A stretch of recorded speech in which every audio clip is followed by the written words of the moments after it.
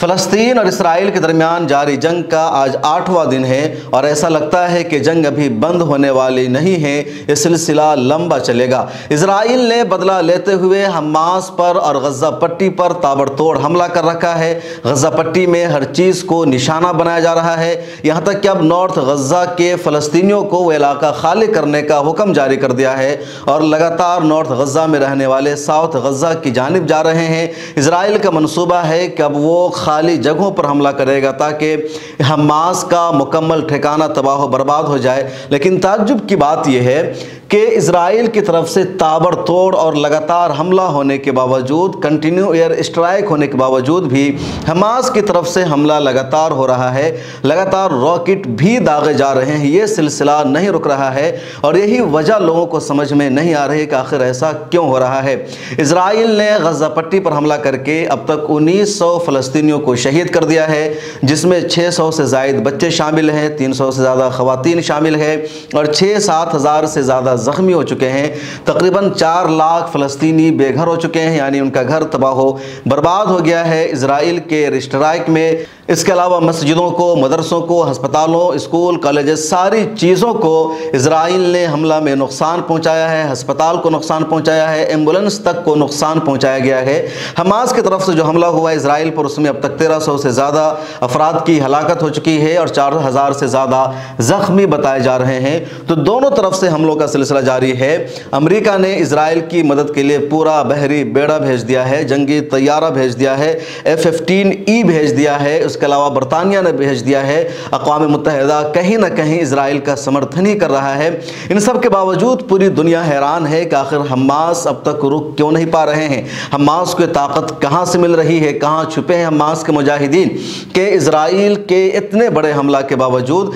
کئی ماہرین کا کہنا ہے کہ اتنی مضبوطی کے ساتھ، اتنی قوت کے ساتھ پہلی مرتبہ اسرائیل غزہ پٹی پر حملہ کر رہا ہے، جو ہر چیز کو وہاں نشانہ بنا رہا ہے، اس کے باوجود حماس کا حملہ نہیں رک رہا ہے۔ کئی تجزیہ نگار کہہ رہے ہیں کہ ابھی تک اسرائیل کی خفیہ ایجنسی موساد حقیقت کا پتہ لگانے میں ناکام ہے کہ کہاں چھپے ہیں حماس کے مجاہدین اور کس طرح وہ سارے آپریشن کو انجام دے رہے ہیں۔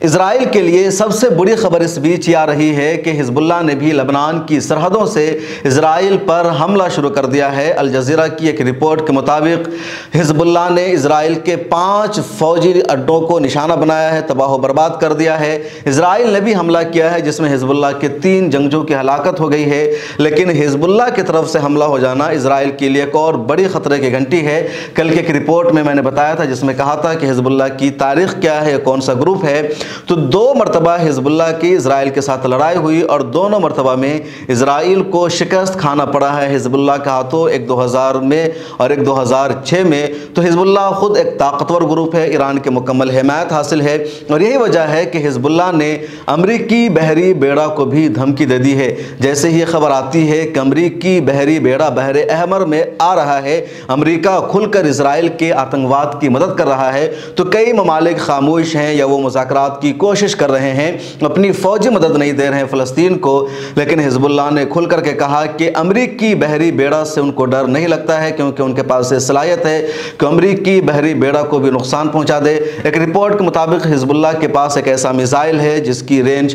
300 کلومیٹر تک ہے اور اس کی وجہ سے وہ بحر احمر میں موجود امریکی بحری بیڑا کو بھی نقصان پہنچا سکتا ہے۔ تو بھلے ہی امریکہ اپنی جنگی طیاروں کو وہاں بھیج دیا ہے، وہ لبنان پر حملہ کرنے کی صلاحیت رکھتا ہے، غزہ پٹی پر ہونے والے حملہ میں وہ اسرائیلی فوجی کی مدد کرے گا، لیکن کہیں نہ کہیں حزب اللہ بھی امریکی فوج کو نقصان پہنچا سکتا ہے۔ یہی وجہ ہے کہ حزب اللہ کے سیکریٹری جنرل حسن نصر اللہ کا بیان سامنے آیا ہے کہ ہم اپنے اتحادی حماس کے ساتھ کھڑے ہیں اور ان کا ساتھ ہر وقت دیں گے، ضرورت پڑے گی تو حزب اللہ پوری قوت کے ساتھ اسرائیل پر حملہ کرے گا۔ اب سوال یہ ہے کہ حزب اللہ کا حملہ اسرائیل پر کب ہوگا؟ اس حوالے سے کچھ تجزیہ نگاروں کا یہ ماننا ہے کہ اسرائیل غزہ پٹی پر زمینی حملہ کی پلاننگ کر رہا ہے، لیکن اسرائیل اس میں ٹال مٹول بھی کر رہا ہے، سوچ رہا ہے، دھمکانے کی کوشش کر رہا ہے، کیونکہ اسرائیل کو یہ ڈر ستا رہا ہے کہ جیسے ہی اس نے غزہ پٹی پر زمینی حملہ کر دیا تو ادھر سے اگر حزب اللہ کی فوج نے، اس کی آرمی نے اسرائیل پر حملہ کر دیا تو بیک وقت اسرائیل کو 2 محاذوں پر جنگ لڑنی پڑے گی اور اسرائیل کے لیے سیاہ باب ہوگا، اس کے لیے بہت برا وقت شروع ہو جائے گا۔ اس لیے इजराइल भी कहीं ना कहीं हिजबुल्लाह से डर रहा है, खौफ खा रहा है और वो फ़लस्तीनियों पर, गज़ा पट्टी की आवाम पर दबाव बना रहा है। तो हिजबुल्लाह ने वाज़ेह कर दिया है कि वो मुनासिब वक्त पर इजराइल पर हमला करने के लिए सोच रखा है। आगे आगे देखिए क्या होता है। दुनिया के मुस्लिम ममालिक भी मुतहर्रिक और फ़ाल नज़र आ रहे हैं। आगे देखिए ये मामला कहाँ तक जाता है, किसका ज़्यादा नुकसान होता है और क्या फ़लस्तीन को एक आज़ाद रियासत का दर्जा मिल पाता है या फिर ये सिलसिला और आगे बढ़ेगा। फ़लस्तीनियों की आज़ादी का ख्वाब अभी शर्मिंदा ताबीर नहीं हो पाएगा। मिल्लत टाइम्स को आपकी ज़रूरत है, हमारी आप माली मदद करें।